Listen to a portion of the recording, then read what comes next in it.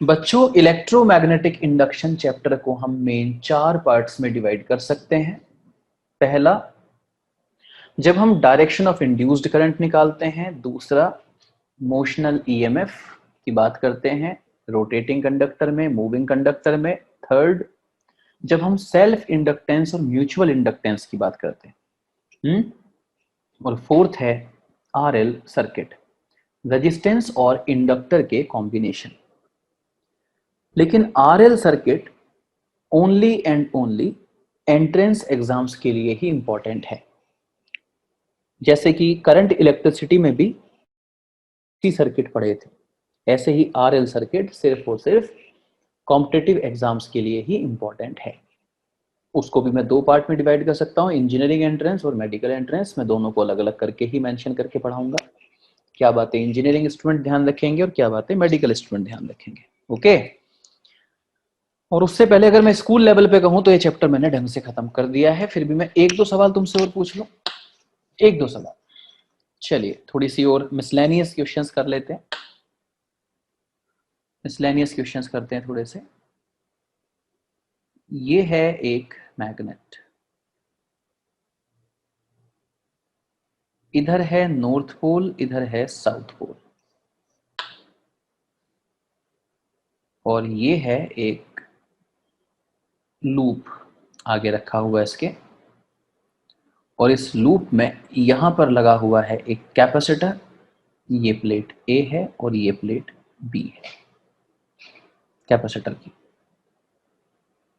और ये मैग्नेट इस तरह से मूविंग है। तो मैग्नेट के इस तरह से चलने से कैपेसिटर की जो 2 प्लेट्स हैं ए और बी, इनमें से कौन सी प्लेट पॉजिटिव और कौन सी प्लेट नेगेटिव हो जाएगी, ये सवाल है मेरा। कौन सी प्लेट पॉजिटिव और कौन सी प्लेट नेगेटिव हो जाएगी। Which plate will be positive, which plate will be negative?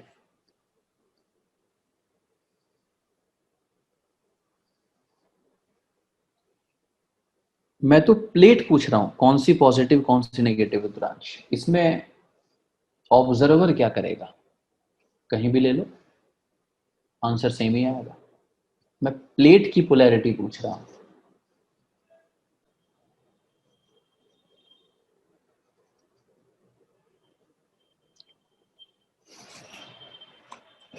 Mixed response सामने आ रहा है।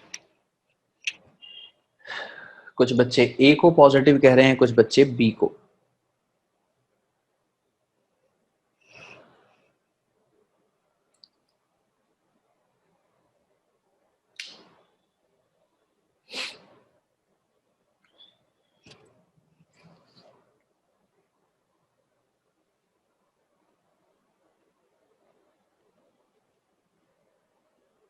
चलिए मेरी बारी। अब सब लोग जरा मेरी तरफ देखो। आई होप सब लोगों को इस टाइम में नजर आ गया होगा स्क्रीन पर। आया नजर? ओके बच्चों, ये है वो कॉइल। कॉइल नजर आ रहा है सबको? अच्छा, मैं किसी एक बच्चे को अनम्यूट कर लूं, जरा हाथ उठाना। मैं नमन को अनम्यूट कर रहा हूं। नमन अनम्यूट कर। नमस्ते सर। नमस्ते नमन, ये कॉइल नजर आ रहा है मेरे हाथ हाँ में? जी सर। मैं नजर आ रहा हूँ? आ रहे हो आप? मेरे हेडफोन नजर आ रहा हाँ बढ़िया। है? नमन मान ले ये जो कॉइल है, अनम्यूट इसलिए क्या है कि अगर कुछ दिखाई ना दे तो तुरंत बता दियो सर ये नजर नहीं आ रहा। ये कॉइल है नमन, हाँ जी सर। और ये एक मैग्नेट है, जी सर। और मैं इस मैग्नेट को ऐसे चला रहा हूँ। जी सर। जब ये कॉइल मैंने स्क्रीन पर बनाया है, तुम्हारे रजिस्टर पे तुमने बनाया है, तो इसका ये वाला जो हिस्सा है ना, ये वाला हिस्सा, ये बना हुआ है राइट साइड। कहाँ बना हुआ है? Right side. इधर कैपेसिटर लगा हुआ है, देख रहा है? हाँ जी सर। ये जो कैपेसिटर तुम्हारा लगा हुआ है ना, ये राइट साइड में लगा हुआ है नमन। तो ये जो इसको बोलते हैं आउटर, ये बाहर वाला, जैसे ऐसे रख दिया हमने, ये मैग्नेट चला दिया ऐसे, उसको इनर साइड बोलते हैं, इसको आउटर साइड बोलते हैं। हाँ जी सर। आउटर साइड है राइट में बनी हुई होती है और इनर साइड लेफ्ट में बनी हुई होती है। बता, बात क्लियर हो गई इतनी? तो सर ये मानना है मीन्स, हाँ, या इसे मानते हैं या मानना है? नहीं ऐसा ही मानना है जो मैं कह रहा हूँ। अच्छा सर, ठीक है। ओके हाँ। ओके। अब तेरी तो वीडियो ऑफ है ना नमन? हाँ जी सर। ओके ठीक है, क्योंकि नहीं तो जब तू बोलेगा तो तेरी वीडियो स्क्रीन पे आएगी। अच्छा। हाँ भाई, सब लोग अमूल्य क्या कह रहे हो? लेकिन अमूल्य मैं नजर आ रहा हूँ ना रेगुलर आपको? एक मिनट, इसको अमूल्य को भी मैं अनम्यूट कर लेता हूँ। अमूल्य अनम्यूट करो।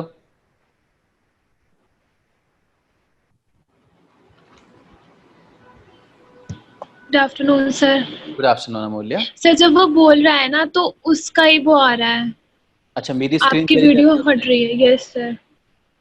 ठीक है नमन, बोलिए मत भाई, लेकिन जब मैं कहूँ तब जरूर बोलना। तो ये एक बच्चों रिंग है, सर्कुलर लूप है और ये मैग्नेट है। जब ये मैग्नेट में ऐसे चला रहा हूँ तो मैंने कहा एक इसका ये वाला जो हिस्सा है ये लेफ्ट में बनाया गया है रजिस्टर पे, और जो इसका ये वाला हिस्सा है ये राइट में बनाया गया है, और कैपेसिटर यहाँ पर लगा हुआ है ऐसे। ऊपर जो प्लेट है वो ए है, नीचे जो प्लेट है वो बी है। अब बोलो नमन, बात ठीक है? हाँ जी सर। ओके। तो बच्चे बात ये है कि जब मैं नॉर्थ पोल को इस कॉइल के पास ले जा रहा हूं, कौन से पोल को? नोट कौन? हाँ, तो नॉर्थ को जब लेके जा रहा हूं तो आप ये जानते हो ना कि फिर यहाँ पे नॉर्थ ही बन जाएगा। हाँ जी सर, अपोज करेगा ना, रिपेल करने के लिए।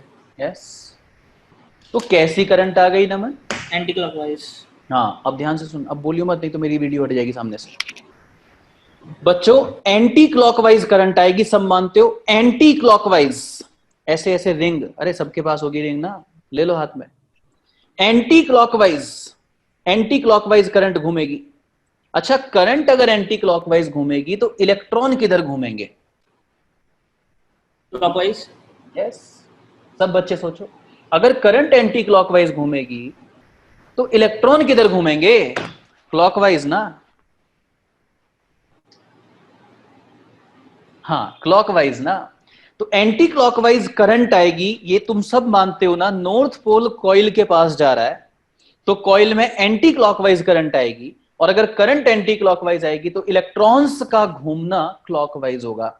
अच्छा, इलेक्ट्रॉन का घूमना क्लॉकवाइज होगा, ध्यान से सुनो। यहां पे कैपेसिटर लगा हुआ है, ऊपर ए प्लेट है नीचे बी प्लेट है, इलेक्ट्रॉन क्लॉकवाइज घूम रहे हैं। इलेक्ट्रॉन क्लॉकवाइज घूम रहे हैं, तो बताओ कौन सी प्लेट से निकल रहे हैं और कौन सी प्लेट में एंट्री ले रहे हैं? सर बी प्लेट से निकल रहे हैं, ए में एंट्री ले रहे हैं। यस, बिल्कुल ठीक। कौन सी प्लेट से निकल रहे हैं और कौन सी प्लेट में एंट्री ले रहे हैं? इलेक्ट्रॉन्स।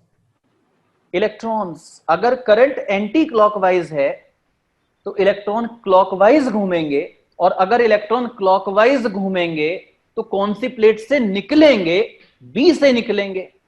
बी से निकलेंगे, और जहां से इलेक्ट्रॉन निकलेंगे वो इलेक्ट्रॉन डेफिसिट हो जाएगा। हाँ जी सर। जहां से इलेक्ट्रॉन निकले वो इलेक्ट्रॉन डेफिसिट हो गया, यस सर। और इलेक्ट्रॉन ने एंट्री कहां पे ली? जाके ए ए पे। पर। इलेक्ट्रॉन रिच हो गया। तो इस प्रोसेस में बी पॉजिटिवली चार्ज्ड होगा और ए नेगेटिवली चार्ज्ड होगा। से यस और नो? हाँ जी sir. It is clear? Yes sir. Thank you, thank you. बताओ जी, जिस बच्चे को अब ऑब्जेक्शन हो वो बच्चा हाथ ऊपर उठा लो। अब जिस बच्चे को ऑब्जेक्शन हो वो हाथ ऊपर उठा लो। हाँ ध्रुव, बोलो। सर एक बार और बता दो, समझ नहीं आ रहा। मुझे ये तो पता चल गया कि पॉजिटिव और नेगेटिव होगी, लेकिन इलेक्ट्रॉन का वो समझ नहीं आया मुझे। क्या इलेक्ट्रॉन का क्या समझ नहीं आया? इलेक्ट्रॉन कहाँ से निकलकर कहाँ चले गए, ये समझ नहीं आया। अगर करंट एंटी क्लॉकवाइज है ध्रुव। हाँ, ये मैग्नेट वाली साइड से नोटिस कर रहे हैं ना? हाँ, मैग्नेट वाली साइड से। दूसरी ओके तरफ सर। से करवाऊं? बता। नहीं नहीं, तो ऐसे ही कर लेते हैं। ठीक है, तो अगर एंटी क्लॉकवाइज करंट है यस सर। तो इलेक्ट्रॉन का फ्लो किधर की तरफ होगा? उल्टा होगा, क्लॉकवाइज। क्लॉकवाइज होगा। तो क्लॉकवाइज का मतलब इलेक्ट्रॉन का फ्लो ऐसे होगा, यस सर। ये इलेक्ट्रॉन का फ्लो होगा। Yes sir.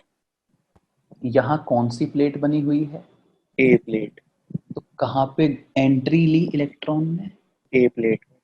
जहां इलेक्ट्रॉन पहुंचा उसको इलेक्ट्रॉन रीच कर दिया। Yes sir. और ये इलेक्ट्रॉन निकला कहाँ से? बी प्लेट से। तो जहां से निकला उसको पॉजिटिव कर दिया। Okay sir. फिर इतना तो इजी। समझ गया। कर ले mute.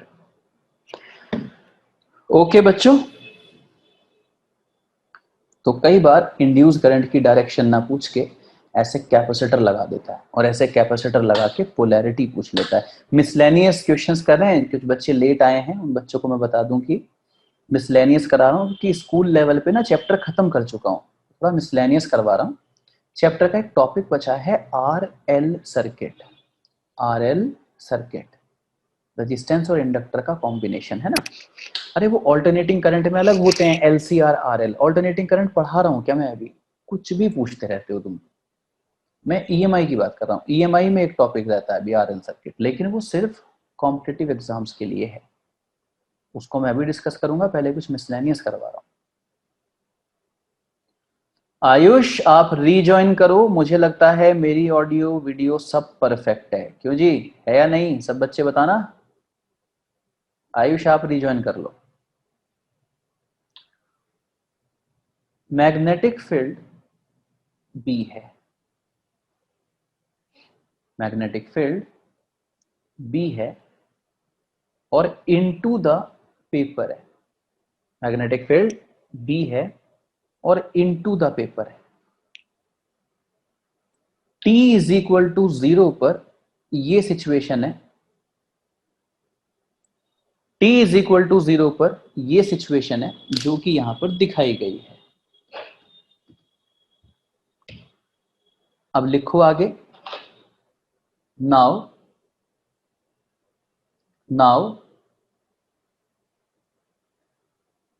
Loop start rotating. Now loop start rotating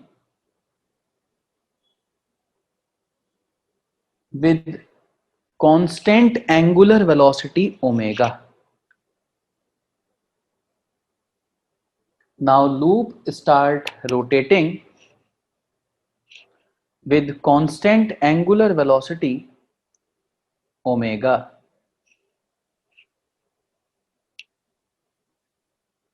About an axis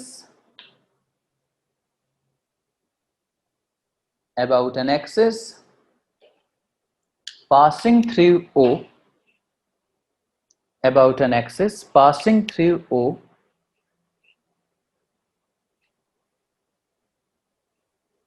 and perpendicular to the plane.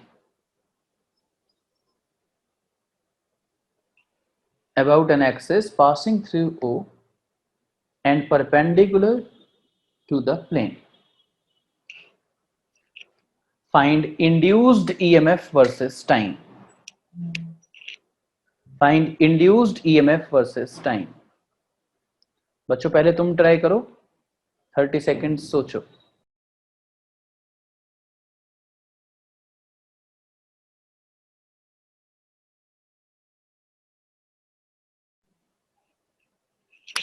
हाँ बच्चों सोचा? Induced EMF versus time plot करना है। Induced EMF versus time plot करना है। इंफॉर्मेशन काफी कुछ दे रखी है। चलिए कौन बात करेगा मेरे से, हाथ उठाइए।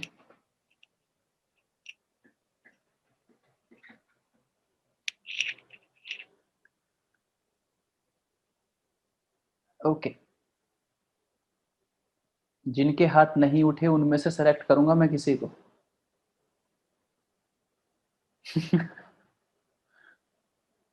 जिनके हाथ नहीं उठे मैं उनमें से सेलेक्ट करूंगा किसी को।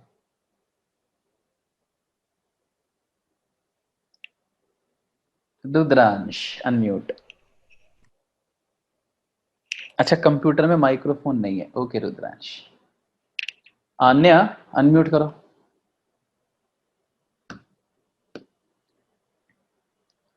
अनम्यूट करो आन्या। ऐसा कैसे हो सकता है? तो मैं कह रहा हूं अगर मान लो माइक्रोफोन नहीं भी है, माइक नहीं भी है, तब भी लैपटॉप के सामने बोलो, बड़े आराम से आवाज आती है, कोई ऐसी दिक्कत होती नहीं। स्पर्धा आप ट्राई करना।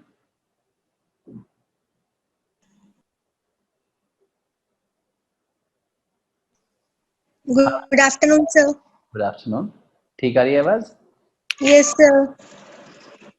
ये t is equal to 0 situation है स्पर्धा, जी सर। और अभी हम देख सकते हैं कि इस लूप के अंदर बिल्कुल भी फ्लक्स नहीं है, क्योंकि पूरा का पूरा लूप मैग्नेटिक फील्ड के अभी बाहर है। ये पूरा का पूरा लूप अभी मैग्नेटिक फील्ड के बाहर है, बोलो है या नहीं? Yes, sir. तो मैं दोबारा बना देता हूँ। ये पूरा लूप मैग्नेटिक फील्ड के बाहर है, क्योंकि ये यहाँ इस तरीके का डायग्राम था t इज इक्वल टू 0 पे। ये पॉइंट O है, ये है लूप। तो कितना फ्लक्स लूप में है, तो हम देख सकते हैं कि अभी लूप में कोई भी फ्लक्स नहीं है। यस? Yes, sir. और अब ये क्लॉकवाइज घूमना शुरू, अब ये घूमना शुरू करता है ओमेगा एंगुलर वेलोसिटी से, और ये सवाल में दे रखा है कि ये ऐसे घूमेगा, ये गिवन है, ऐसे घूमेगा। अब ये यहां से आगे घूमना शुरू करता है, that was t is equal to 0। तो जब ये थोड़ा सा घूमा तो आफ्टर अ व्हाइल ऐसा होगा, ये O पॉइंट तो अपनी जगह ही होगा, और लूप थोड़ा सा टिल्ट हो गया है ऐसे स्पर्धा। बोलो समझ में आया? Yes, sir. ये घूमना शुरू कर दिया है ना, थोड़ा सा टिल्ट हुआ तो देखो ऐसे हो गया। तो आप देखो इसका कुछ हिस्सा अब मैग्नेटिक फील्ड के अंदर जा चुका है। कितना? ये हिस्सा अब मैग्नेटिक फील्ड के अंदर जा चुका है। तो क्या अभी भी लूप के अंदर फ्लक्स 0 होगा? No, sir. क्योंकि अब कुछ ना कुछ तो मैग्नेटिक फील्ड आएगा, क्योंकि इतना हिस्सा तो मैग्नेटिक फील्ड के अंदर जा चुका। सही कह रहा हूं ना मैं? Yes, sir. तो ये कितना फ्लक्स होगा, आइए इसको कैलकुलेट करते हैं। ये कितना फ्लक्स होगा, इतना हिस्सा जैसे अंदर जा चुका है। तो मान लो कि ये जो छोटा सा एंगल है ये डी थीटा है, छोटा सा एंगल। तो angle is equal to arc upon radius, ये आएगा R D theta. Angle is equal to arc upon radius, तो आर्क लेंथ कितनी आ गई, R multiplied by D theta, R D theta. Yes और नो? Yes, sir. बच्चे ये centre of curvature है, और सरकमफ्रेंस तक इसको आप कहेंगे रेडियस। तो ये जो डिजाइन मैग्नेटिक फील्ड के अंदर पहुंच चुका है, इसका छोटा सा एरिया होगा हाफ बेस इनटू हाइट। स्पर्धा Yes, sir. क्लियर ना? Yes, sir. Half base into height, बिल्कुल क्लियर। ये जो एरिया है जो मैग्नेटिक फील्ड के अंदर जा चुका, it's like approximately a triangle, since d theta is a small angle, so this arc is very small, you can consider it like a straight line। so एक triangle जैसी form बन गई है, half base into height से निकाल दिया area. तो छोटा सा फ्लक्स कितना होगा, तो हम कह सकते हैं मैग्नेटिक फील्ड जो भी है मल्टीप्लाइड बाय जो एरिया है मैग्नेटिक फील्ड के अंदर। तो D phi is equal to B, बेटा डी ए की वैल्यू पुट कर रहा हूं, R square by 2 D theta. So the small flux after a small interval of time is br square by 2 d theta। ठीक है स्पर्धा? Yes, sir. अब बच्चे अगले स्टेप में दोनों तरफ dt से डिवाइड कर रहा हूं, dt से डिवाइड कर रहा हूं। Now tell me d theta by dt क्या होता है? d थीटा बाई dt क्या होता है? एंगुलर वेलोसिटी होता है स्पर्धा। Yes, sir. क्योंकि d थीटा है बच्चे एंगुलर डिस्प्लेसमेंट और dt है टाइम। एंगुलर डिस्प्लेसमेंट पर unit time is angular velocity, जैसे डिस्प्लेसमेंट पर यूनिट टाइम को कहते हैं वेलोसिटी, डिस्प्लेसमेंट पर यूनिट टाइम को कहते हैं वेलोसिटी, तो एंगुलर डिस्प्लेसमेंट पर यूनिट टाइम को कहते हैं एंगुलर वेलोसिटी। इसीलिए d थीटा बाई dt की जगह लिख दिया ओमेगा, और d फाई बाई dt क्या है? इंड्यूस्ड ईएमएफ का मैग्नीट्यूड। से यस और नो? Yes, sir. तो इंड्यूस्ड ईएमएफ का magnitude B R square by 2 omega आ गया।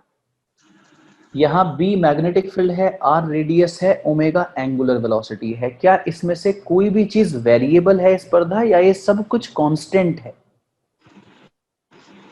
सर वेरिएबल तो सब कुछ वेरिएबल है सर इसमें तो। नहीं बच्चे, इसमें कुछ भी वेरिएबल नहीं है। बता कैसे वेरिएबल है? क्या बी मैग्नेटिक फील्ड वेरिएबल है? क्या मैंने कहा था कि एक नॉन यूनिफॉर्म मैग्नेटिक फील्ड है ये? मैंने मैग्नेटिक फील्ड की वैल्यू बी लिखी है, तो वो हर जगह बी ही है मैग्नेटिक फील्ड। चाहे यहाँ पे देख लो, यहाँ पे देख लो, यहाँ पे देख लो, हर जगह मैग्नेटिक फील्ड जो है वो कितना है? बी। ये नहीं कहा कि जैसे जैसे आगे जाओगे मैग्नेटिक फील्ड बढ़ता जाएगा, ऐसा नहीं कहा। बोलो यस और नो। Yes sir. क्या घूमते हुए लूप की रेडियस बढ़ेगी? No sir. रेडियस फिक्स रहेगी। क्या वेरिएबल एंगुलर वेलोसिटी से घूम रहा है, या सवाल में बोला गया है कांस्टेंट एंगुलर वेलोसिटी? सर मेरा क्वेश्चन छूट गया था सर, कॉल आ गई थी। ओके, कांस्टेंट एंगुलर वेलोसिटी बोला था बेटा। तो जी सर। ओमेगा भी कांस्टेंट है, तो यहाँ सब कुछ कांस्टेंट है, बी आर ओमेगा एवरीथिंग। तो ये इंड्यूस्ड ईएमएफ कांस्टेंट आया है, मतलब टाइम के साथ साथ इंड्यूस्ड ईएमएफ नहीं बदलेगा, टाइम के साथ साथ इंड्यूस्ड ईएमएफ कांस्टेंट रहेगा। बोलो बात समझ में आई? जी सर। तो इतनी बात प्रूव करने के बाद अब मैं ये कह सकता हूं, ये डायग्राम वापस बनाकर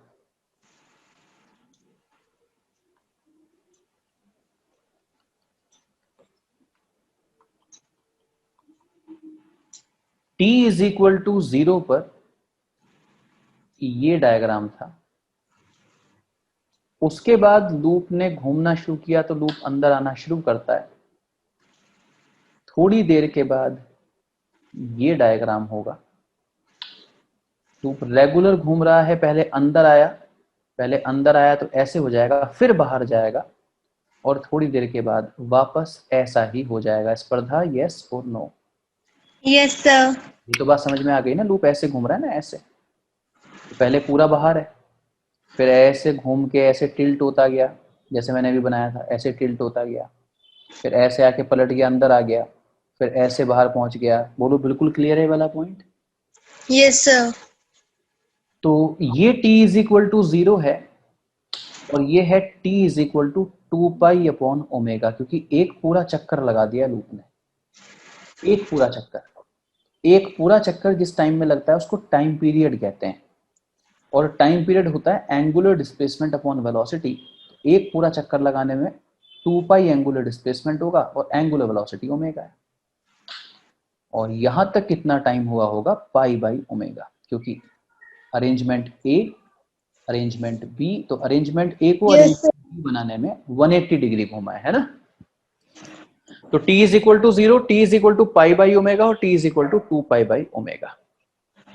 तो अब मैं इंड्यूस्ड ईएमएफ वर्सेस टाइम बनाने वाला हूं, जो मुझे ग्राफ बनाने के लिए कहा गया था, that was induced EMF versus time. Induced EMF versus time.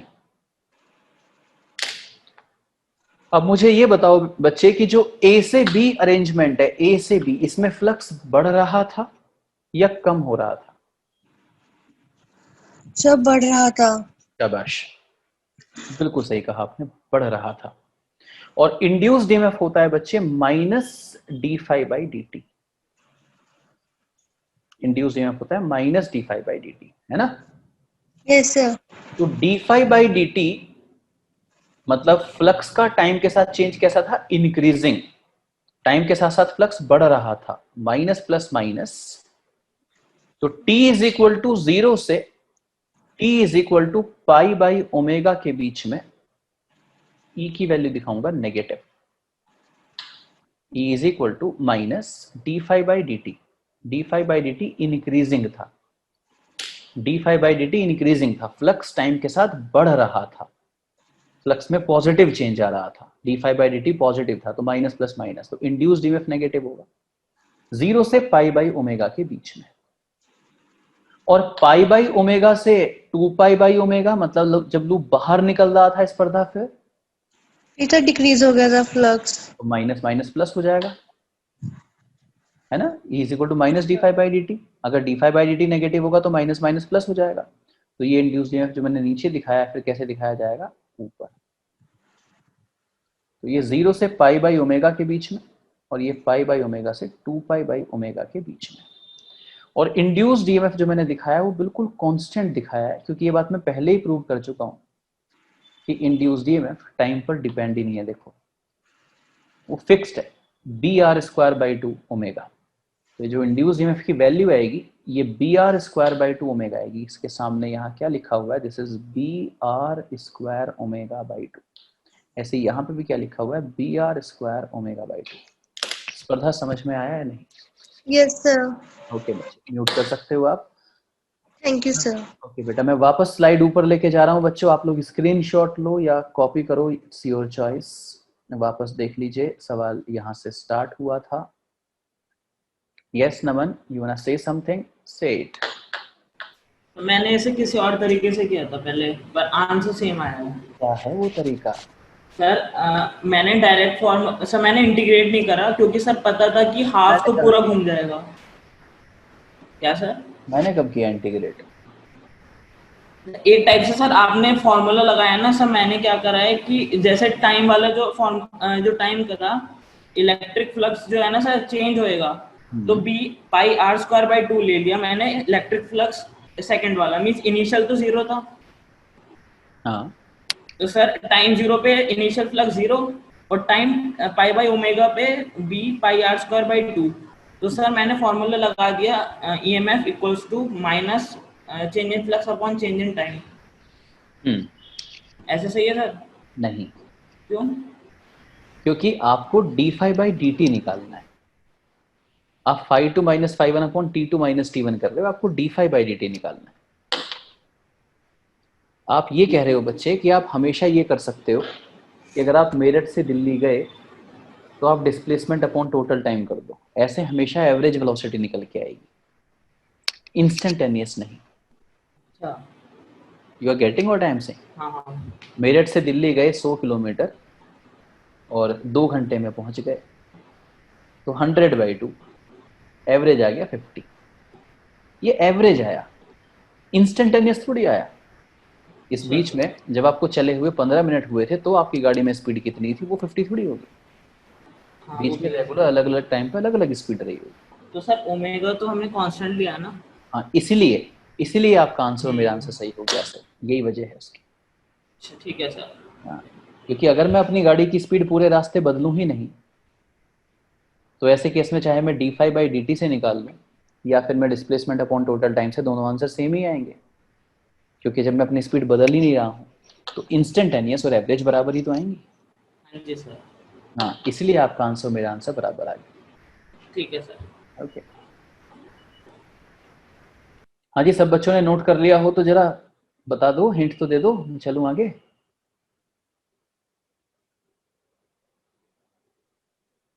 सवाल था कि लूप क्लॉकवाइज घूम रहा है कांस्टेंट एंगुलर वेलोसिटी ओमेगा से, मुझे इंड्यूस्ड ईएमएफ वर्सेस टाइम चाहिए था। Induced EMF versus time. Okay जी,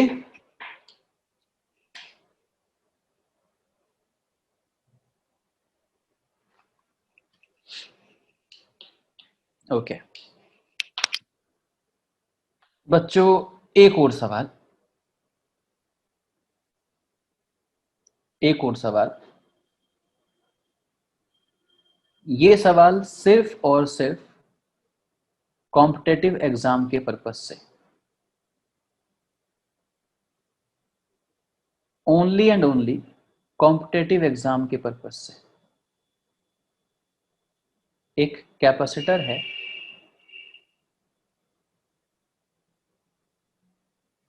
बच्चों बोर्ड एग्जाम लेवल पे, स्कूल लेवल पे चैप्टर ओवर, खत्म। अब मैं सिर्फ कॉम्पिटेटिव एग्जाम की बात करने वाला हूँ, आज की बची हुई क्लास में भी और अपनी कल की क्लास में भी। ये एक कैपेसिटर है जो इस फ्रेम में लगा हुआ है, और यहां पर एक रॉड है।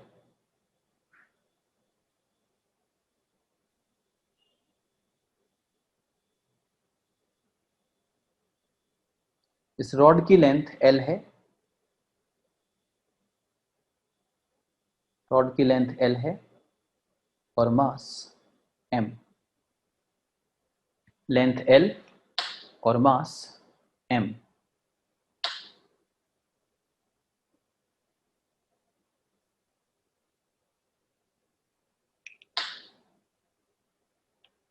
यहां पर एक परपेंडिकुलर मैग्नेटिक फील्ड भी है,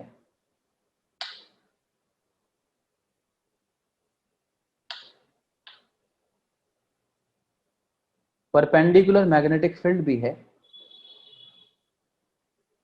जिसकी वैल्यू b है, परपेंडिकुलर मैग्नेटिक फील्ड जिसकी वैल्यू b है।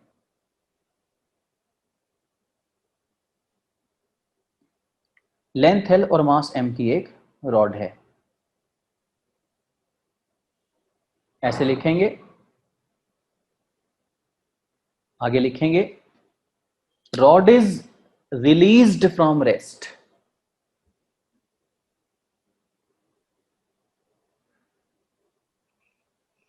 rod is released from rest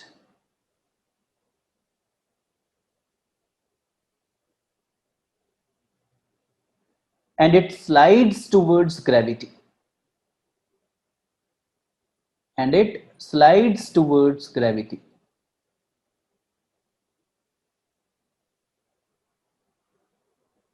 It slides towards gravity. Find acceleration, find acceleration of rod during its motion. Find acceleration of rod during its motion.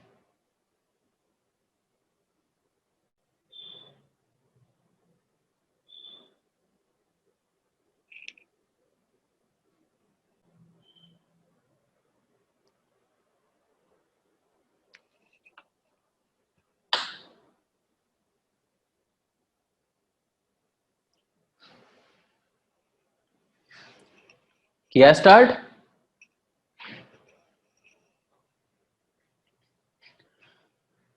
तो बच्चों rod को यहां से release किया गया है, u इज इक्वल टू 0, यहां से रिलीज किया गया है। तो रॉड ने नीचे की तरफ चलना शुरू किया और मान लीजिए कि जब ये रॉड थोड़ा सा अपनी पोजीशन से नीचे शिफ्ट हुई, थोड़ा सा लेट अस सपोज जब ये रॉड थोड़ा सा अपनी जगह से नीचे शिफ्ट हुई, हाँ जी कंडक्टिंग ही मानेंगे, तो इस टाइम मान लीजिए कि इसकी वेलोसिटी, इस टाइम मैंने कहा मान लीजिए कि इस टाइम इसकी वेलोसिटी v है, ऐसा मान लीजिए। लेट अस सपोज, मैं कोई भी अननोन क्वांटिटी अपने आंसर में नहीं दूंगा, पर ड्यूरिंग सॉल्यूशन तो कुछ सपोज कर सकता हूं।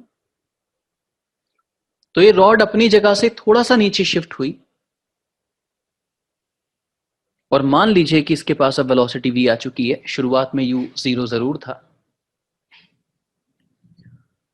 तो first finger into the paper, middle finger rod के चलने के अपोजिट, तो थंब कुछ ऐसे आ गया होगा लेफ्ट साइड में, और इस तरह से एक बैटरी से आप इस रॉड को रिप्लेस कर सकते हैं, और उस बैटरी का ईएमएफ आप लिखेंगे VBL। यस और नो रिप्लाई कीजिए, रिप्लाई कीजिए। डाउनवर्ड्स चल रहा है कंडक्टर, तो मिडिल फिंगर अपवर्ड लेके जाएंगे, first finger into the plane of paper, thumb left side में आया तो नेगेटिव प्लेट लेफ्ट में, पॉजिटिव प्लेट राइट में, VBL ऐसे बनेगा। Thank you. तो बच्चों अगर ये VBL आया तो ये पोटेंशियल डिफरेंस इस टाइम इस कैपेसिटर को मिल गया, VBL। ओके जी, ये जो पोटेंशियल डिफरेंस VBL बैटरी ने दिया, ये कैपेसिटर को मिल गया। तो कैपेसिटर पे कितना चार्ज आया, Q is equal to CV। इस मोमेंट पर कितना चार्ज कैपेसिटर पे होगा, Q is equal to CV। तो C मतलब कैपेसिटेंस, V मतलब पोटेंशियल डिफरेंस, जो कि आ गया VBL, जहां V वेलोसिटी है। मानते हैं? दोनों तरफ d बाई डी टी कर रहा हूं, d by D T, d by D T, दोनों तरफ d बाई डी टी। तो dq by D T current को कहते हैं, और dv by D T change in velocity per unit time, acceleration को कहते हैं। Equation number 1। तो I is equal to C B L A, capacitance, magnetic field, length और एक्सेलरेशन। करंट की वैल्यू आ गई C B L A. Current battery की positive plate से निकली और सर्किट में इस तरह से चली, लाइक दिस, इस तरह से। तो बच्चों करंट का फ्लो आपको नजर आ रहा है। तो ये जो कंडक्टर है, इस कंडक्टर में आपको एक करंट का फ्लो नजर आ रहा है टुवर्ड्स राइट। तो अब आप यहां पे मैग्नेटिक फोर्स बनाएंगे। वापस लेफ्ट हैंड निकाल लीजिए अपना, first finger into the plane, middle finger current के अलोंग, और थंब ऊपर की तरफ आ गया होगा। आया है नहीं आया सबका? ये जो रॉड है, कंडक्टिंग रॉड, इसमें करंट का फ्लो हो रहा है। Current carrying conductor, left hand, first finger अंदर, मिडिल फिंगर करंट के अलोंग, थंब ऊपर, ऐसे मैग्नेटिक फोर्स आ गया। और डाउनवर्ड इस रॉड पे, डाउनवर्ड mg हो गया, डाउनवर्ड mg हो गया। तो रॉड पे नेट फोर्स कितना हो गया? mg minus magnetic force, mg minus magnetic force. और मैग्नेटिक फोर्स का फॉर्मूला होता है ILB sin 90, ILB sin 90। तो mg माइनस I की वैल्यू पुट कर दीजिए इक्वेशन नंबर 1 से, CBLA, इक्वेशन नंबर 1 से I की value CBLA into LB। Net force is equal to mass into acceleration. Net force को हमने लिख दिया मास इंटू एक्सेलरेशन। तो MA इधर ऑलरेडी है, जो नेगेटिव में टर्म लिखी थी उसको भी लेफ्ट हैंड साइड में शिफ्ट कर दीजिए, प्लस में आ जाएगी CB square L square A, और राइट साइड में सिर्फ mg ही बचेगा। A आ गया common, m plus CB square L square is equal to mg। A is equal to mg upon m plus CB square L square. इतने acceleration से rod चलेगी। आप आंसर में देखकर बता दीजिए, क्या कोई भी ऐसी क्वांटिटी है जो दी नहीं गई थी? मास was given, capacitance, magnetic field, length, everything was given. मैंने सपोज v किया था और वो तो मैं हटा चुका, dv बाई dt को मैं a लिख चुका। Acceleration mg upon m plus c b square L square. Okay जी, किसी को कोई बात पूछनी है? आप एक बार वापस देख लो। मैंने कहा ओनली कॉम्पिटिटिव लेवल सवाल है। जो स्लाइडर है L लेंथ का, जब वो टूवर्ड्स ग्रेविटी गया, शुरुआत में वेलोसिटी 0 थी, तो मैंने कहा चलो जब ये थोड़ा सा चला होगा तो शायद कुछ वेलोसिटी आ गई होगी, लेट अस सपोज v। तो moving conductor inside the magnetic field, तो एक इंड्यूस्ड ईएमएफ आ गया VBL, मोशनल ईएमएफ। तो वो पोटेंशियल डिफरेंस कैपेसिटर को मिला, तो charge Q is equal to CV। Charge का जो एक्सप्रेशन आ गया उसको डिफरेंशिएट करके करंट का एक्सप्रेशन निकाल लिया, I is equal to dq by dt से।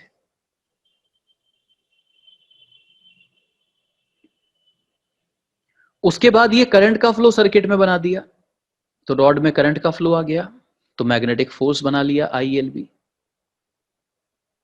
At the same time mg भी डाउनवर्ड।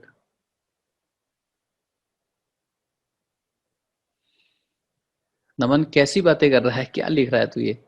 mg डाउनवर्ड और ऊपर की तरफ करंट है, तो नेट फोर्स जो होगा वो mg माइनस मैग्नेटिक फोर्स होगा। मैग्नेटिक फोर्स ILB है, नेट फोर्स इज ma।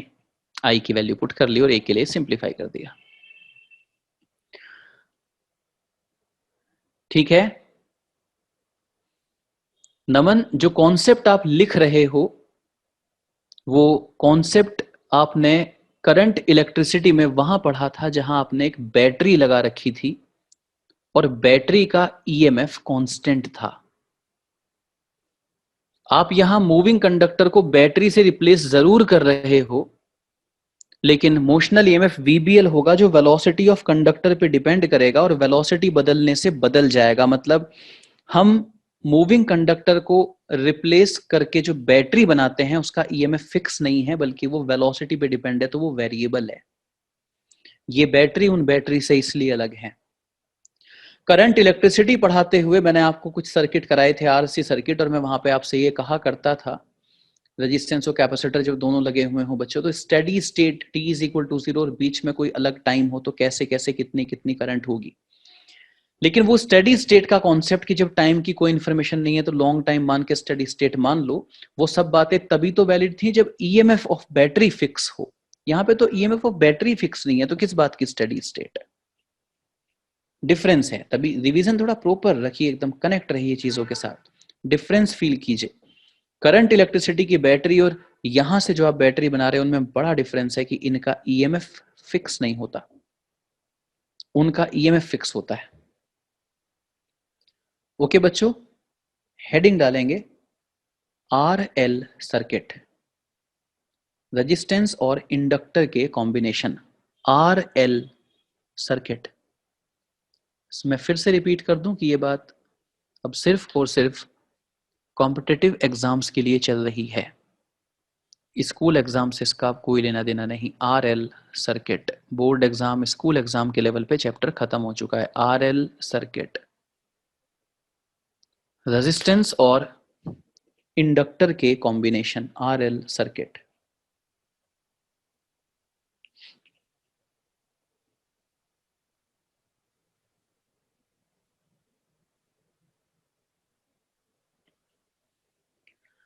तो बच्चों जब किसी सर्किट में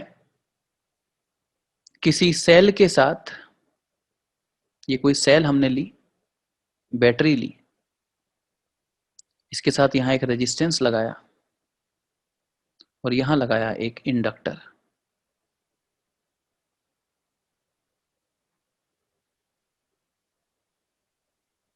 and this is E, this is E।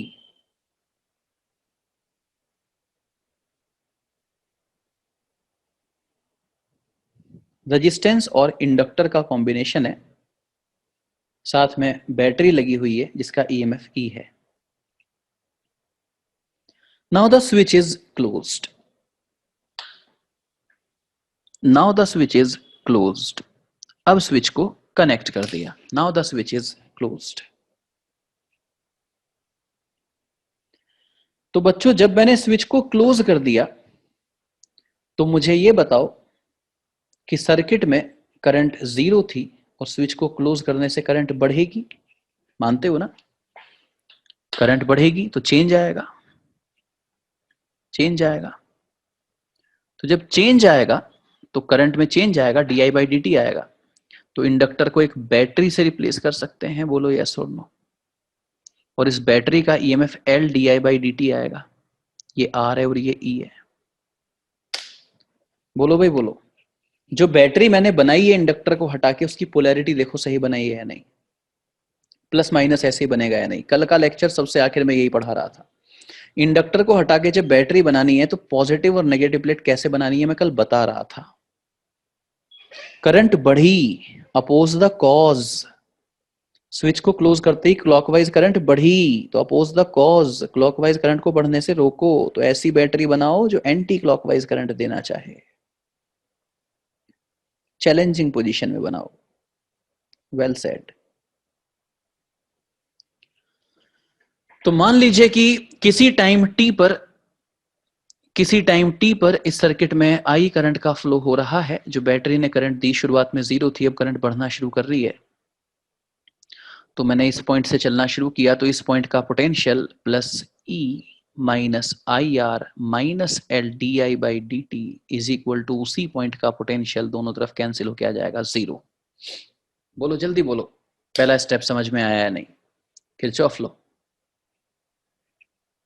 Closed path पर पोटेंशियल ड्रॉप का एल्जेब्रिक सम 0। किरचॉफ का सेकंड लॉ एनर्जी कंजर्वेशन पे बेस्ड होता है। E minus I R minus L D I by D T is equal to 0, या E minus I R is equal to L D I by D T. E minus I R is equal to L D I by D T, या D I upon E minus I R is equal to D T upon L. D I upon E minus I R is equal to D T upon L, integrating both sides. t is equal to 0 पर, इधर dt लिखा है ना, time की limit लगेगी, इधर di लिखा है करंट की। t इज इक्वल टू 0 पर सर्किट में 0 करंट थी। t टाइम पे सर्किट में कितनी करंट आ जाएगी? Let us suppose i।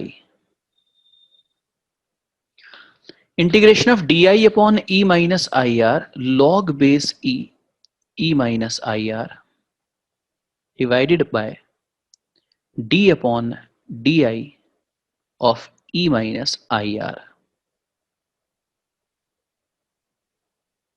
limit 0 to I. Integration of dt will be t 0 to t. di upon e minus IR log base e minus IR divided by d upon di of e minus IR.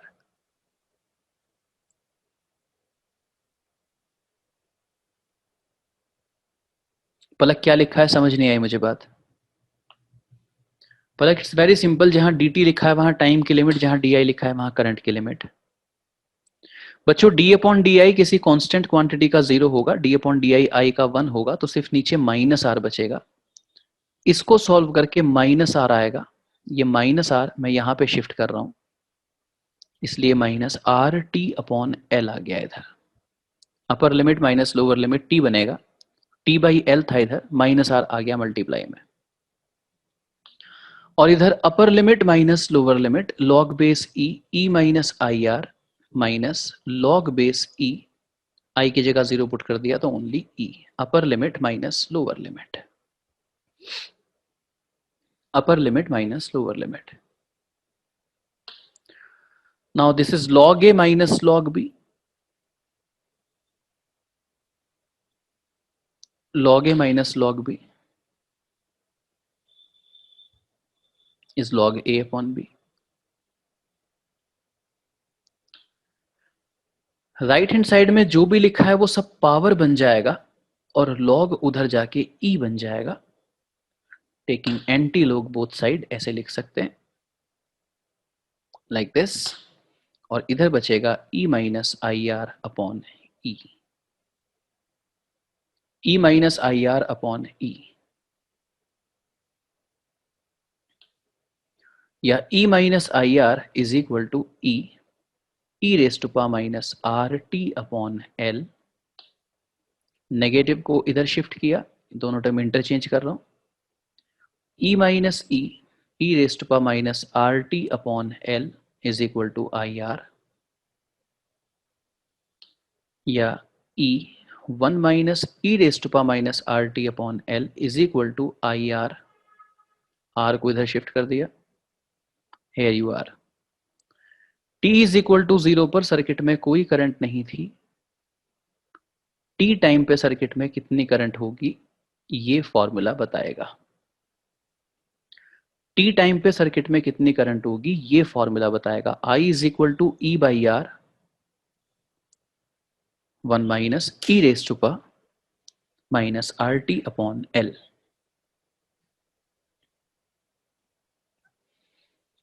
ठीक है, मैं कल के lecture में RL circuit ही पढ़ाने वाला हूं, तो सिर्फ कॉम्पिटिटिव एग्जाम के पर्पज से ही होगा कल का लेक्चर, और उसके बाद फिर हम लोग ऑल्टरनेटिंग करंट स्टार्ट करेंगे, एसी। ठीक है, तो अब ईएमआई चैप्टर हमारा स्कूल लेवल पे अच्छे से खत्म है, कंपटीशन लेवल के भी उस सिलेबस की सारी बातें खत्म है। आरएल प्योर कॉम्पिटिटिव है, इसका स्कूल से कोई लेना देना नहीं है। तो बाकी यहाँ से आगे कल पढ़ाऊंगा, ये यहाँ से आगे बढ़ाऊंगा कैलकुलेशन कल थोड़ी सी। ओके जी, थैंक यू जी।